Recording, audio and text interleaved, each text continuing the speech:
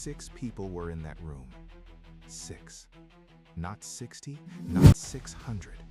6 human beings who watched something happen that night of Hong Kong that none of them could fully explain afterward. Not to their wives, not to their friends, not even to themselves in the quiet dark of 3 in the morning when the memory crawled back unbidden.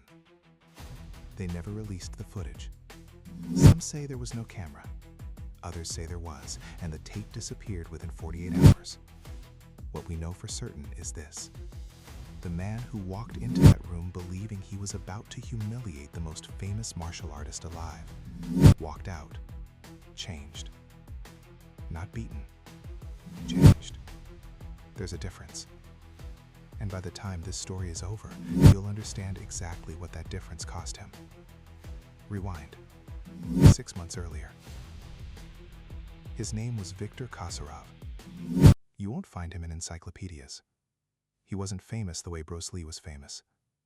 But in the underground fighting circuits that ran through Southeast Asia in the early 1970s, the smoky backrooms of Kowloon, the locked warehouses of Macau, the invitation-only bouts where no rules were posted because none were needed, Viktor Kasarov was a name that made men step back from doorways.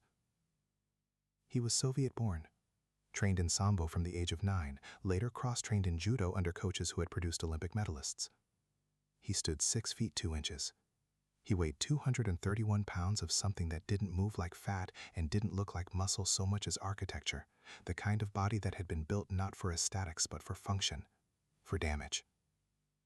He had competed in 11 underground bouts in Asia. He had won 11. Not by points, not by judges' decisions. All 11 opponents had gone down.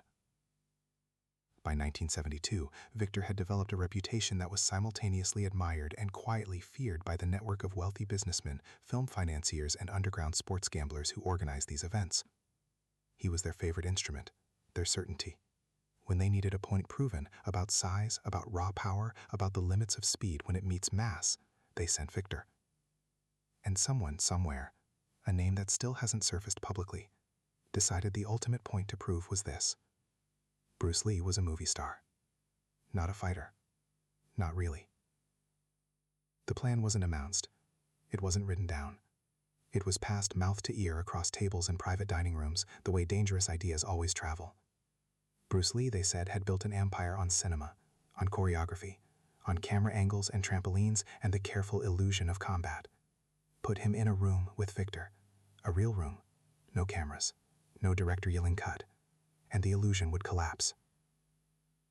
The problem was getting Bruce Lee into that room. It started with a film deal.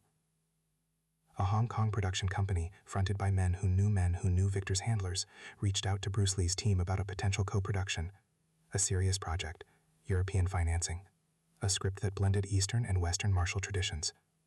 The meetings were legitimate enough on the surface, professional, catered, the kind of thing Bruce Lee's career trajectory in 1972 made entirely plausible.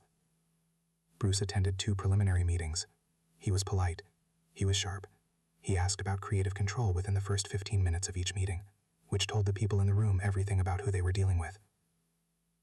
But they were patient. They knew that the 3rd meeting would be different.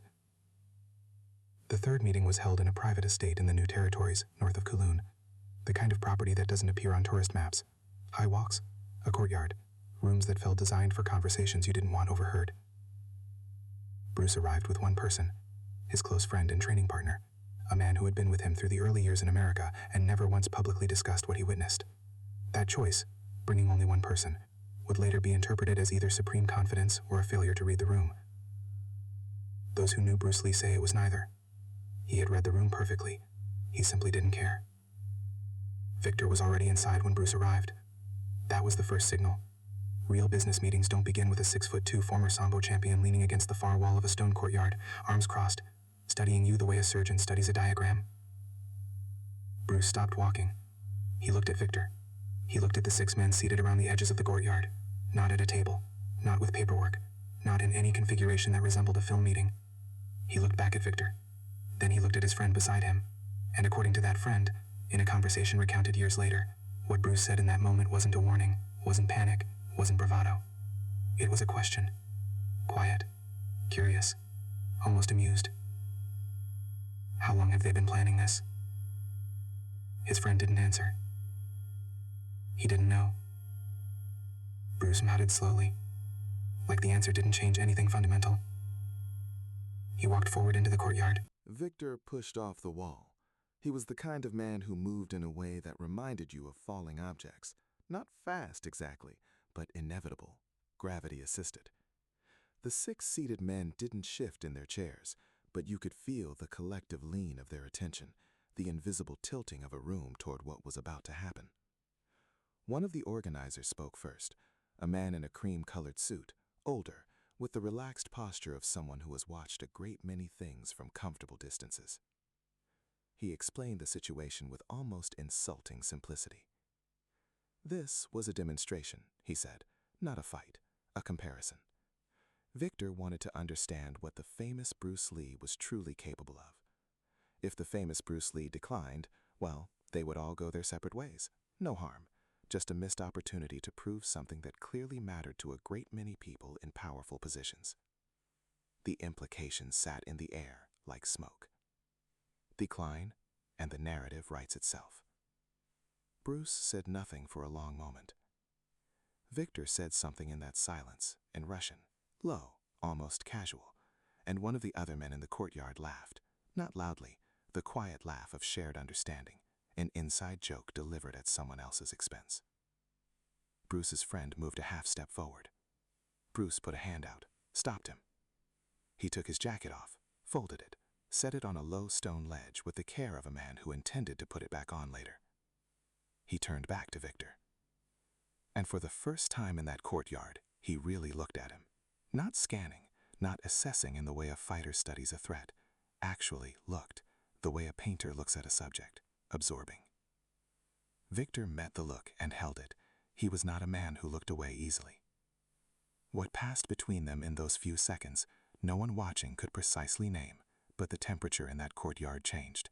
Everyone felt it. The man in the cream suit stopped smiling. Victor moved first. He didn't rush.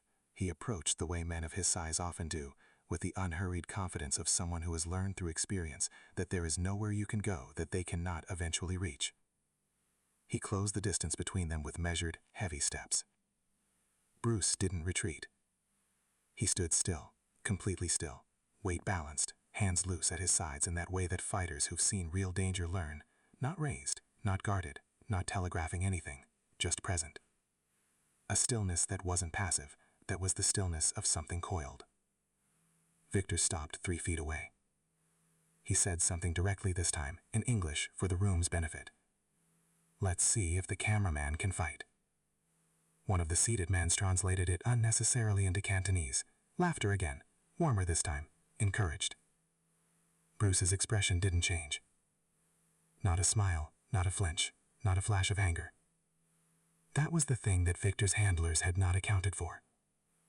They had seen Bruce Lee's movies. They had seen the fury, the intensity, the electric screen presence. They expected that Bruce Lee, performative, reactive, the kind of energy that needs an audience to ignite.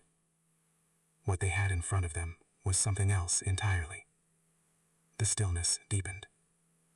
Victor reached out, not a strike, not yet, a testing gesture, a hand moving toward Bruce's shoulder the way large men sometimes do to establish physical dominance early, a calibration touch.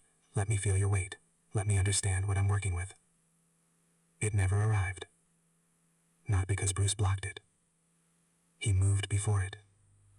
Not away from it. Around it. A shift so small it barely registered visually. Inches. Less than inches. Victor's hand caught air that had, a fraction of a second earlier, been occupied by Bruce Lee's shoulder. Victor blinked. It was the first time anyone in that courtyard had seen Viktor Kasarov blink at something unexpected. Bruce hadn't moved his feet. His weight hadn't shifted enough to be called a step. It was as if he had reorganized himself in space without traveling through it. The men watching leaned forward almost in unison, the involuntary lean of people who aren't sure they saw what they think they saw and are trying to confirm it with their eyes before their brains catch up. Victor's jaw tightened. The calibration was over. He committed now, a real movement, a real technique, a forward drive with his right shoulder dropping, weight transferring, the opening mechanics of a Sambo takedown that had deposited 11 other men onto surfaces they didn't want to be on. It was fast for a man his size, frighteningly fast. 3 seconds later, Victor was standing still. Not because he had chosen to stop. Because something had happened in that 3-second window that none of the 6 watching men could fully reconstruct afterward when they tried to describe it to each other. Bruce Lee had not been where Victor reached. And then Bruce Lee had been everywhere. Not wild, not flailing, precise.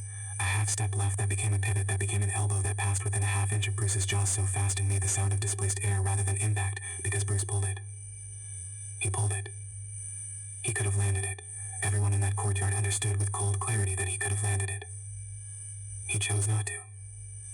That choice hung in the air heavier than any blow. Victor straightened, breathing harder now, though they'd barely begun. The heavyweight machine recalibrating, his eyes for the first time carried something new. Not fear. Something quieter than fear, and in many ways more unsettling. Recognition. The man in the cream suit had stopped leaning back. He was sitting forward now, both feet on the ground, his relaxed posture entirely abandoned. Bruce Lee stood in the center of the courtyard. Jacket still folded on the stone ledge. Still waiting. Victor came again. No preamble this time. No calibration, no ego-driven theater. The recognition in his eyes had burned through the posturing and left something rawer underneath. A professional, stripped of comfort, reaching for what he actually knew. He attacked with combination pressure. Left feint, right body shot, immediate clinch attempt. The sequencing of a man who understood that if he could get his arms around you, the conversation was over. It was smart. It was experienced. Against almost anyone else in that courtyard, in that city, on that continent, it would have worked. Bruce slipped the feint before it completed. Not after, before. He read the shoulder rotation that precedes the feint, that microscopic tell that every fighter has and almost no one can perceive in real time, and he was already moving as Victor's weight began to shift. The right body shot found empty space. The clinch arms closed around air.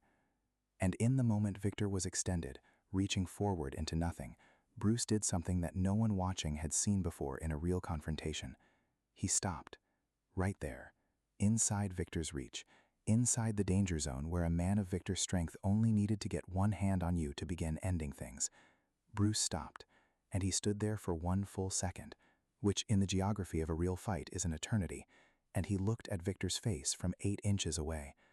An 8-inch distance that Victor, for reasons he could not explain then or later, could not close. One of the seated men made a sound. Not words, just a sound. The involuntary exhale of someone who has witnessed something that doesn't fit the categories they arrived with. Bruce stepped back, clean, unhurried. Victor straightened again. The courtyard was absolutely silent. Here is what Victor understood in that silence, and what the 6 watching men were beginning to understand, and what the man in the cream suit had already understood 30 seconds ago and was now sitting with the weight of. This was not a movie star. This was not choreography dressed up as combat. What was standing in that courtyard, what had been standing there calmly since the jacket came off, was something that their categories of fighter and martial artist and even dangerous did not quite cover.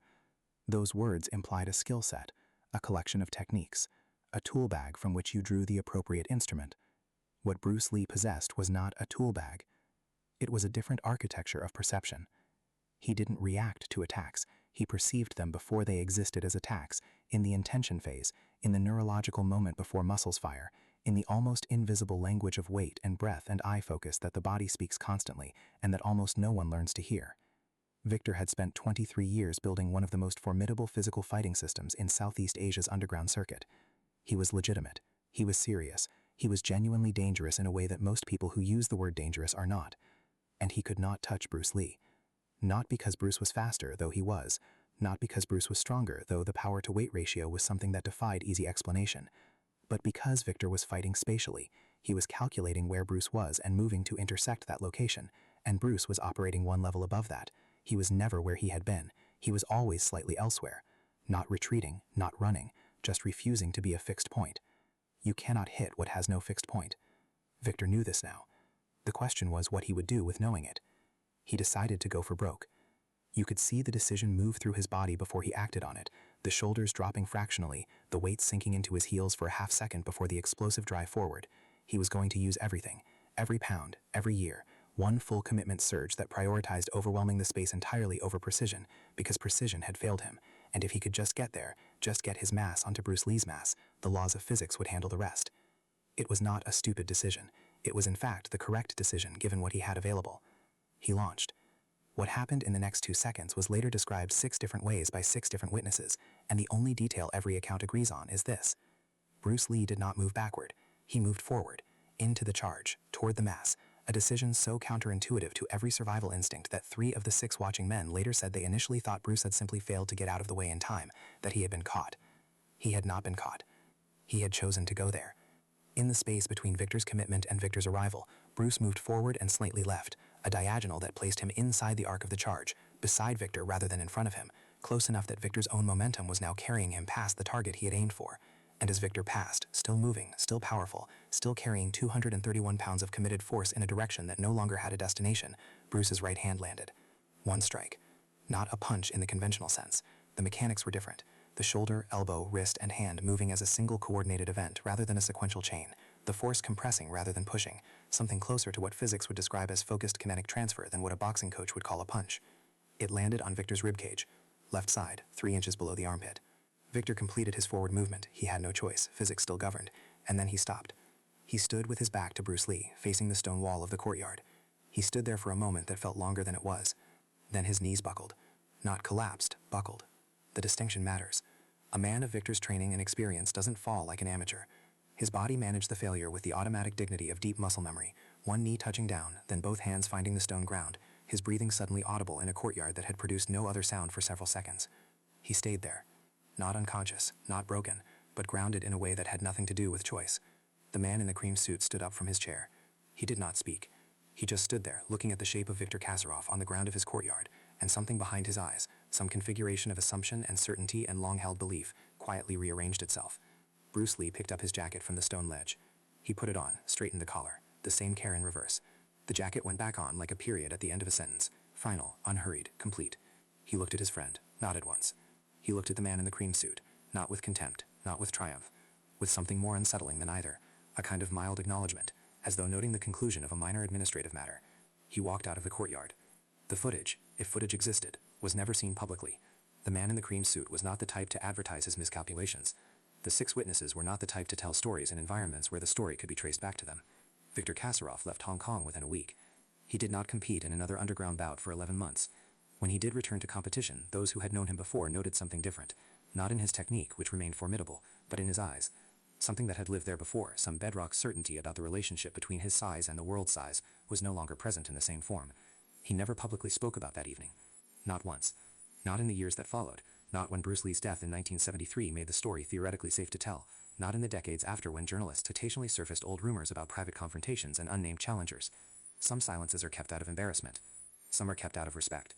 The people who knew Viktor Kasparov in his later years believed it was the second. The 6 men who witnessed it scattered across their separate lives, but in the closed rooms they shared, business dinners, private gatherings, the intimate geography of men who move in overlapping circles, the story was told, carefully, without Victor's name, without the address of the estate, without details that could be pinned down or verified or turned into a public narrative, just the essential image, passed person to person, like a coal held in cupped hands. A man who could not be hit. A strike that moved through physics differently than strikes were supposed to move. A jacket folded and replaced with the casualness of someone stepping out of a routine meeting. The rumors that had existed before that night about Bruce Lee's private demonstrations, his closed-door training sessions, the stories told by stuntmen and film collaborators about things they had witnessed off-camera, those rumors suddenly had a different weight behind them in certain circles. Not the weight of legend, the weight of testimony. Bruce Lee trained 6 hours a day, not 6 hours of hitting bags and sparring, 6 hours of studying. Himself, his opponents, the geometry of force, the philosophy of motion. He read physics texts and anatomy manuals and Zen koans and Taoist philosophy, not as separate pursuits, but as iterations of the same question. What is the most efficient path between intention and result? He understood something that most fighters, most human beings, spend their lives not understanding. Size is a strategy, not an advantage. Strength is a tool, not a guarantee. Speed without perception is just fast chaos, but perception without speed is theory. The combination, that terrifying marriage of seeing and responding that had made Viktor Kazarov's 231 pounds irrelevant in a stone courtyard, was not a gift. It was not genetics. It was not the universe handing someone an unfair edge. It was the accumulated result of 10,000 hours of refusing to be satisfied with good enough. Bruce Lee once said that he feared not the man who had practiced 10,000 kicks once, but the man who had practiced one kick 10,000 times. That line has been printed on enough motivational posters to become invisible. But stand in that courtyard in the New Territories in 1972 and watch what one man's body can do with a principle practiced until it becomes instinct, and the line stops being a poster. It becomes a fact witnessed at close range. He was not superhuman. That matters. That is the part of the legend that actually serves you. If Bruce Lee had been superhuman, some biological outlier, some 1 in 10 billion physical anomaly, then the story of that courtyard is just entertainment. Impressive, extraordinary, meaningless to anyone who has to wake up tomorrow and live in a body with ordinary dimensions. But he wasn't. He was 135 pounds. He was a man who wore glasses off camera, a man who had a back injury that kept him bedridden for months in his late 20s, a man who was told repeatedly by teachers, by challengers, by the Hollywood system, by the same kinds of men who sat in cream suits at the edges of courtyards, that he was too small, too foreign, too something to occupy the space he was clearly meant to occupy. He was, in other words, a person who had every reason to believe the world's measurement of him, and he spent his entire life making a different argument, not with words, with the only currency that cannot be faked, demonstrated reality. Viktor Kazarov walked into that courtyard carrying 23 years of other people validating his power. He walked out carrying a new piece of knowledge that no one could take from him, but no one could have given him either. He had felt the argument firsthand. The footage was never released. The estate in the New Territories was sold years later to a property developer. The courtyard, that specific rectangle of stone where something unrepeatable happened, was paved over. The 6 men who sat at its edges are old now or gone. But the argument Bruce Lee made with his life doesn't live in footage. It never did. It lives in every person who looked at the gap between where they are and where they intend to be, and instead of measuring the gap, started crossing it. One kick 10,000 times. One principle practiced until the body doesn't think it, doesn't feel it, doesn't perform it, becomes it. That was Bruce Lee's real fight. Not Viktor Kazarov, not Hollywood, not the men in cream suits who believed that size was the final word on what was possible. His real fight was the same one you're fighting right now. And from where he stood, calm, jacket off, weight balanced in the center of that courtyard, he was already showing you how to win it. If this story moved you, if it made you feel something you don't usually feel watching a screen, subscribe, because this channel exists for exactly this: the hidden moments, the real confrontations, the story's history filed away but never quite erased. Subscribe, and don't miss what's coming next.